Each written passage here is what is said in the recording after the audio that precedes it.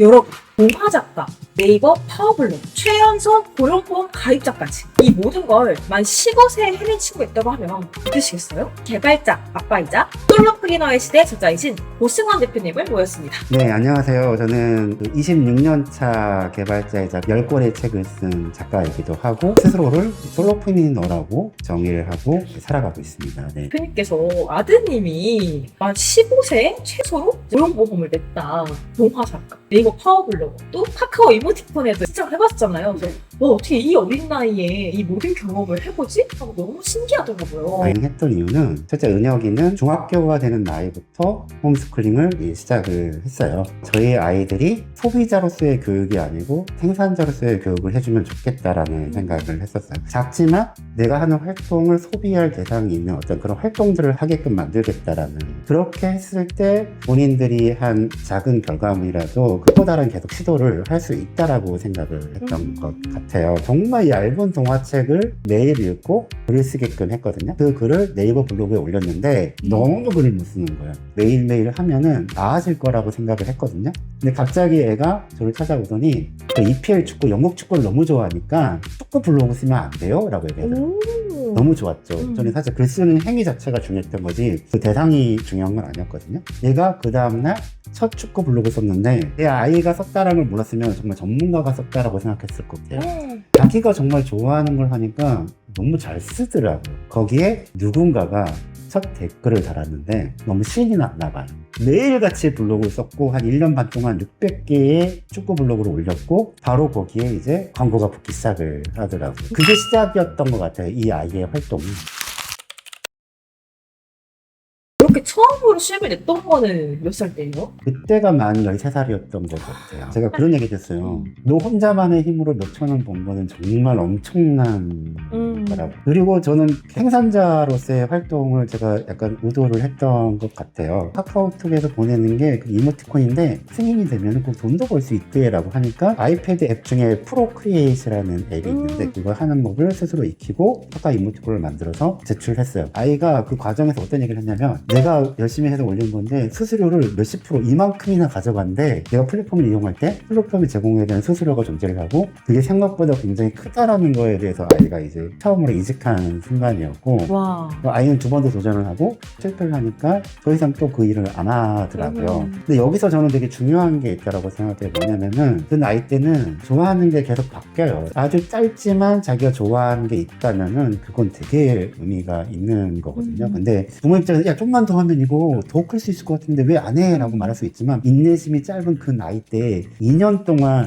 그걸 했다는 건 정말 대단한 거예요. 저희 아이는 고등학교 졸업장을 굉장히 빨리 땄어요. 만 15세가 됐을 때 실제 문제를 푸는 데서 아이가 참여해서 배우는 게 제일 좋을 것 같다는 생각을 해서 제가 관련 있는 회사로 이제 취업을 시켰고요. 제가 실제로 고객한테 의뢰받아서 진행하는 프로젝트가 있었어요. 건축 관련된 프로젝트였거든요. 아들한테 건축 관련된 책 2권을 사줬어요. 되게 두꺼운 거를. 그래서 너 이 책 읽고 챕터마다 정리해. 그리고 슬라이드만 앉아서 발표해. 그전에 한 번도 PPT라는 걸 해본 적이 없는데 본인이 어떤 유튜브 찾아봤을 거잖아요. 완성도는 굉장히 떨어지지만 슬라이드를 만들어서 저랑 1대1로 제 앞에서 발표를 하는 거예요. 그러면서 한 달 넘게 책 2권을 본인이 공부하면서 정리를 한 거죠. 그래서 건축에 대한 이해가 좀 있었던 거예요. 저랑 막 다니다가 아빠 저 벽이 뭔지 알아? 어떤 재질이야? 그런 걸 막 말하면서 저한테 재밌어 하더라고요. 저는 당연히 얘를 고용한 사람이니까 피드백을 줬죠. 나는 너를 고용한 고용주기 때문에, 그리고 이 분야에 너보다는 훨씬 경험이 많은 사람이기 때문에 의견을 충분히 넌 들어야 돼. 그거 했었어요.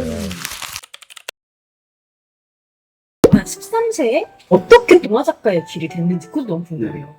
아이들은 아무래도 글보다는 이미지에 더 관심을 많이 가질 때이니까 미드저니를 사용하는 방법을 간단하게 알려줬어요. 그러니까 애가 되게 재밌어 하더라고요. 근데 그렇게 막 이미지를 만들다가 저희 아이가 쓴 동화책이 샘 할아버지와 해마리 고양이의 모험이라는 책인데 그 표지에 있는 그 장면이 우연하게 이미지가 나온 거예요. 근데 아이가 그걸 보더니 아빠 나 이 이미지가 너무 마음에 들어. 이거 갖고 뭔가 얘기를 만들면 재밌을 것 같아. 책 표지를 딱 이미지가 구현됐을 때 네. 창작의 원천이 네. 생겨난 거네요. 어떤 부모님들은 아이를 AI를 창작을 펼칠 수 있는 도구로서 굉장히 잘 사용하시는 분도 있고 AI 쓰면 뇌 활성화나 이런 부분들이 줄어든다더라 이제 이런 걸로 안 사용하시는 분도 있고 하는데 사실 근데 사용 방법에 따라서 충분히 달라질 수 있겠네요. 오히려 더 창의력을 발산시킬 수 있는 아이 스스로도 한번 해볼 수 있게끔 제가 야, 이렇게 해봐가 아니고 아빠 이렇게 했더니 이런 게 나왔어. 야 아빠 이거 잘 안 돼. 너 한번 해볼래? 좀 도와줘. 그렇게 했던 것 같아요. 그 작업도 되게 어떤 작업으로 아들이랑 같이 하셨어요? 동화책 장면 하나하나를 미대전이라는 AI를 이용해서 만들고 있는데 캐릭터가 당연히 계속 바뀔 수밖에 없어요.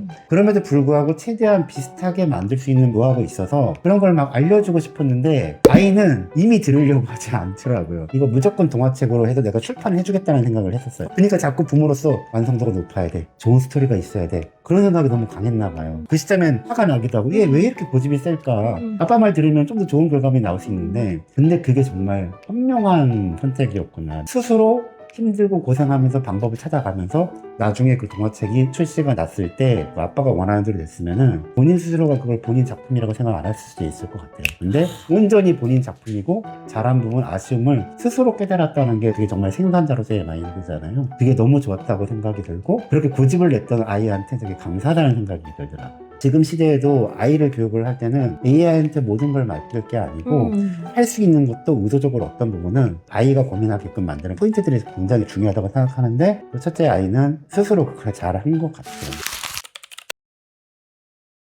아이들에게 해석형 AI를 한번 시켜보고 싶다, 써보게 해보고 싶다 이런 부모님 계실 텐데 몇 가지 주의점도 한번 같이 알려주면 좋을 것 같아요. 최근에 챗GPT도 그렇고 다른 AI도 그렇고 학습 모드라는 게 들어와 있어요. 걔를 누르고 하면 얘가 바로 답변하지 않아요. 사고를 유도하는 거고 챗GPT, 구글 제미나이, 엔트로픽의 클로드라는 AI 안에 학습 모드가 다 들어와 있어요. 그걸 클릭하고 하면 그렇게 진행할 수가 있어요. 아이들과 함께 AI 사용할 때는 학습 모드를 켜고 해보는 것도 하나의 방법이겠네요. 네. 이왕이면 아이들이 흥미를 느낄 수 있는 건 아무래도 시각적으로 있는 부분이라 요즘에 노래를 AI를 만드는 것도 너무 쉽다. 그럼요. 스노우 AI. 스노 AI 이용하면 너무 쉬우니까 아이들의 스토리를 갖고 노래를 오늘 하루 어땠어? 어떤 게 재밌었어? 야 그럼 그거 갖고 한번 노래를 만들어 볼까? 저는 즐거움이 먼저 우선시 돼야 된다고 생각을 하거든요. 부모는 조력자가 돼야 된다고. 동료로서 아이들이 즐겁게 경험할 수 있게끔 좀 만들어주는 게 중요하다고 생각을 하고 근데 어른들이 걱정하는 게 AI의 모든 걸 맡기다 보면 생각하지 않게 돼버리잖아요. 문별적으로 AI가 다 해준다고 해서 이용하는 것만이 잘 사용하는 것만이 아이의 능력이라고 생각하면 저는 절대 안 될 거라고 생각을 하고 내 스스로를 고용할 수 있는 아이가 되려면은 그렇게 하면 안 된다. 부모가 알아야 되는데 그러면 유치원생을 자녀로 둔 부모는 뭘부터 아이랑 하면 좋을지 초중생을 갖고 있는 부모, 중등생, 고등생 다 필요한 게 좀 다르거든요. 그럼 부모를 위한 AI를 재밌게 부모님들을 위해서 해주면 좋겠다라는 생각을 해서 AI 시대에 어떻게 부모와 아이들이 준비해야 되는지 이야기를 나눴는데 이 이야기만 들어서는 다들 감이 안 오실 거예요. 제가 AI 전문가들과 함께 부모와 아이가 할 수 있는 원데이 클래스를 준비 중에 있거든요. 다들 고정 댓글 확인하시고 신청 넣어주시면 제일 먼저 빠르게 여러분들에게 그 캠프 소식을 전해드리도록 하겠습니다. 고정 댓글 확인해주세요. 우리 아이가 또 솔로프리너처럼 또 해볼 수 있게 AI를 지금 간단하게 부모님들이 아이가 해볼 수 있는 그런 게 있을까요? 일단은 부모님들은 이 전반적인 AI에 대한 관심을 갖고 반드시 한 번씩은 세미나가 됐건 부모의 노력이 먼저 선행이 되는 게 맞고요. 선행을 하고 나면은 우리 아이의 나이대에 맞게끔 아이가 그린 그림을 티셔츠를 만들어 준다거나 아니면 아이랑 같이 노래를 만들어 본다거나 아이가 주도적인 그런 AI의 활용법들을 아이랑 같이 해보시는 게 정말 중요하지 않을까. 저희가 다음 시간에는 AI 시대에 솔로프리너로서 어떻게 설 수 있는지 그리고 이 시대에 실제로 아이들을 어떻게 교육을 하시면서 어떤 퍼포먼스를 내기까지 교육 철학이랑 가치관 저희 한번 같이 하도록 하겠습니다. 이게 쌓이다 보면은 그 결과를 내는 크기가 점점 커질 수 있다라고 생각을 해요. 끊임없이 스스로 아이들이 말하기 시작을 하더라고요. 제가 해준 방법은 Now give it to me.